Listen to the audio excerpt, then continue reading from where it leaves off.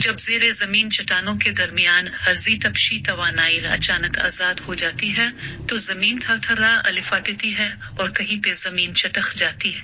ज़मीन का इस तरह दफतना, थरथरा जाना और चटक जाना ही ज़लज़ला कहलाता है। इसकी वजह यह है कि दर्जा हरारत और दबाव पर मुश्तमिल कुव्वतें, जिसको टेक्टोनिक कुव्वतें कहा जाता है, ज़मीन की अमीक गहराई में चट्टानों के अतराफ मुसलसल कुव्वत स्ट्रेस में इजाफा करती है, जो चट्टानी को खमीदा यानी मोड़ फोल्ड देती है, जिससे चट्टान की तख्लीकी शक्ल में तब्दीली आती है। कैफियत बिगाड़ स्ट्रेन कहलाती है।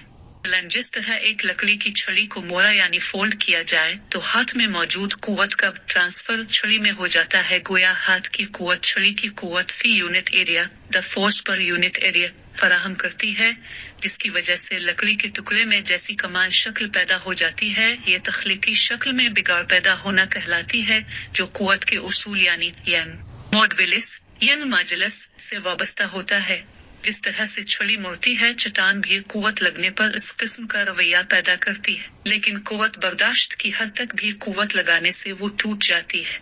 इस तरह से चट्टान जब टूटती है तो एनर्जी की लहरें आजाद होकर जमीन के अतराफ सफर करती हैं।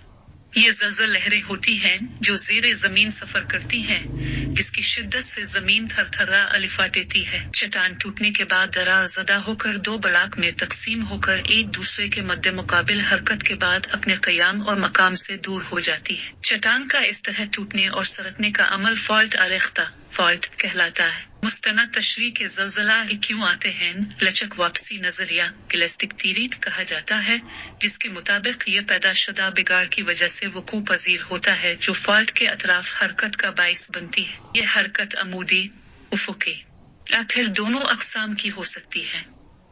टेक्टोनिक कुव्वतें ज़मीन की अमीक गहराई में चट्टानों के अतराफ मुसलसल कुव्वत में इजाफा करते हुए इसकी तख्लीकी शक्ल में तब्दीली आ जाती है।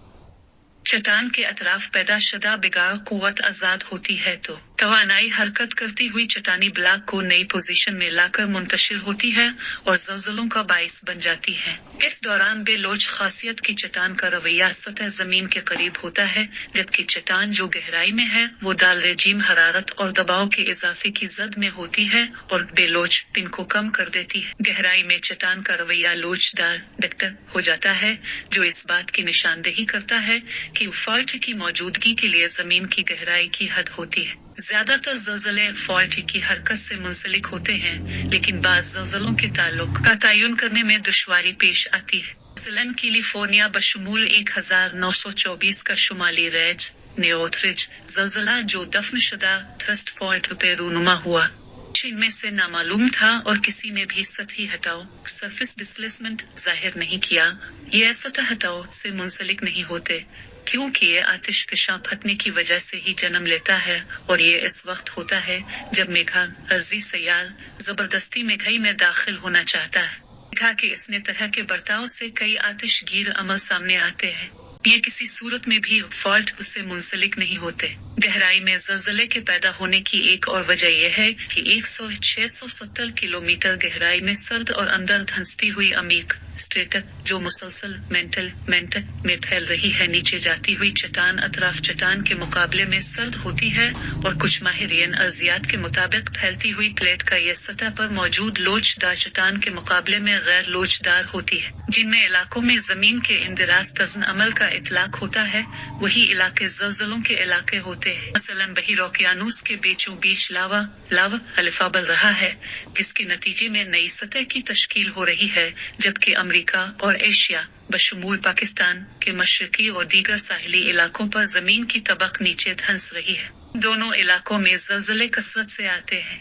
ज़लज़ले की वजूहात तक तो कल दिमाग ब्रेन फैकल्टी पहुंच चुका है, लेकिन इस पे मुकम्मल काबू पाना साइंस और अहल साइंस के लिए ना कभी मुमकिन था और ना कभी हो सकता है। वहाँ अलबत्ता इसकी शिद्दत को कम करके हालात पर किसी हद तक काबू पाया जा सकता है।